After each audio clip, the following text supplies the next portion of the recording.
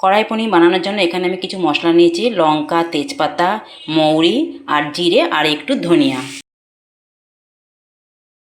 মশলাগুলো দেখুন আমার ভাজা হয়ে গেছে। এবার এগুলোকে আমি একটুখানি গুঁড়ো করে নেব, একদম ফাইন পেস্ট করব না, অল্প একটুখানি দানা টাইপের রেখে দেবো।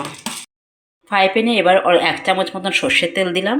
সর্ষের তেলটা দিয়ে এবারে যে আমি সবজিগুলো কেটে রেখেছি কিউব কিউব করে, টমেটো, ক্যাপসিকাম আর পেঁয়াজ, সেগুলোকে একটুখানি হালকা ফ্রাই করে নেব।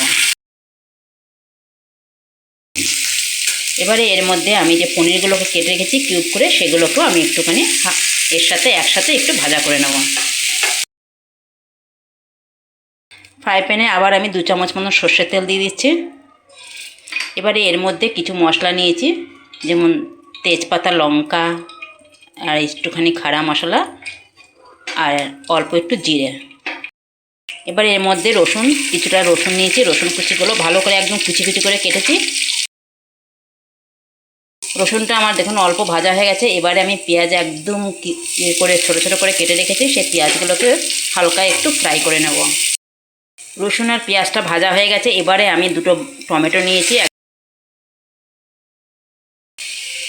এবার আমি স্বাদ অনুসারে লবণ দিয়ে দিচ্ছি আর 1/2 চামচ মতন একটু হলুদের গুঁড়ো দিয়ে দিচ্ছি। এবার 1 চামচ ধনিয়া পাউডার দিয়ে দিলাম। এবার যে মশলাটা আমি ভেজে আধা গুঁড়ো করে রেখেছিলাম সেটাকে আমি দিয়ে দিচ্ছি। এবার আমি কিছুটা জল দিয়ে দিচ্ছি।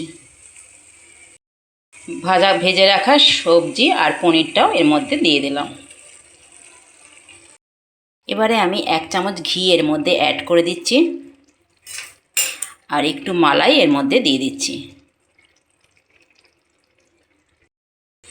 এবার কিছুটা কসুরি মেথি আমি এর মধ্যে ছড়িয়ে দিচ্ছি।